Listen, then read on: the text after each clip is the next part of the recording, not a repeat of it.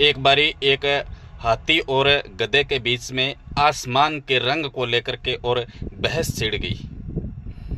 अब दोस्तों बहस इतनी ज़्यादा बढ़ गई कि उसको पंचायत रखनी पड़ी। अब ये दोनों जीव अपनी अपनी बात रखते हुए और एक जंगल के अंदर एक शेर के पास पहुंच गए। बहस इतनी ज़्यादा हुई कि इन दोनों का फैसला करने के लिए इनको न्यायाधीश चुनना पड़ा, और वो न्यायाधीश जंगल का राजा शेर था। और ये दोनों जानवर जो है वो शेर के पास जा पहुँचे और वहाँ जा कर के शेर को जो है वो अपनी दास्तान सुनाई।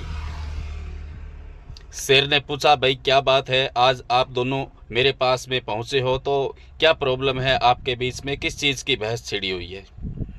तो दोस्तों हाथी ने शेर से कहा कि राजन, मामला कुछ नहीं है, सिर्फ और सिर्फ एक आसमान के कलर को, रंग को लेकर के हमारे बीच में बहस छिड़ी है।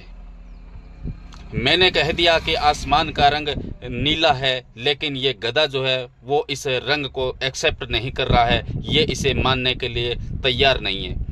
तो इसलिए हम दोनों ने फैसला लिया कि क्यों ना हम जंगल के राजा के पास में पहुंचते हैं, जो राजा फैसला करेंगे वही फैसला हमें मान्य होगा, उचित है। तो ऐसा सुनकर के और राजा ने अपने अधिकारी से कहा कि आप ऐसा करो, इस हाथी को 10 कोड़ों की सज़ा दो, इसे 10 कोड़े मार दिए जाए। हाथी मन ही मन बड़ा चिंतित हुआ कि भाई आसमान का रंग नीला ही तो है, और मैंने यही तो बात कही है कि आसमान का रंग नीला है। जब मैंने बात भी सही की, उसके बाद में 10 कोड़े मारने की सज़ा भी मुझे ही क्यों मिल रही है। जब हाथी ने चिंतित स्वभाव से शेर से पूछा कि राजन, मैंने तो अपनी बात सही बताई है कि आसमान का रंग नीला है, तो फिर आप मुझे ही 10 कोड़े मारने के लिए बेकाब क्यों कर रहे हो। तो दोस्तों राजा ने, शेर ने कहा कि भाई आप इधर आओ, मेरे पास बैठो, सुनो मेरी बात को। ये आपके सामने जो बहस कर रहा है वो कौन है। तो बोला, राजन ये तो गधा है। तो जब तुमको पता है कि ये गधा है, तो फिर आपने इसके साथ में बहस ही क्यों की। मैं मानता हूं कि आसमान का रंग तो नीला है, ये मैं भी एक्सेप्ट करता हूं, शेर ने कहा, लेकिन ये गधा है, आपने इसके साथ में बहस क्यों की, जबकि आपको इस चीज़ का पता है कि ये गधा है, इसको कोई बात समझ में नहीं आएगी, और उसके बाद में भी आप इसके साथ में बहस कर रहे हो।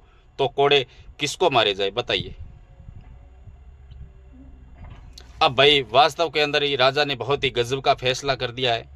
और ऐसी ही बात अक्सर हम लोगों के साथ पर आती है कि कोई आदमी, अगर हम उसको कितना भी समझाने की कोशिश करते हैं, वो आदमी बिल्कुल समझने की कोशिश एक्सेप्ट ही नहीं करता है, कोई बात को मानने के लिए तैयार ही नहीं होता है।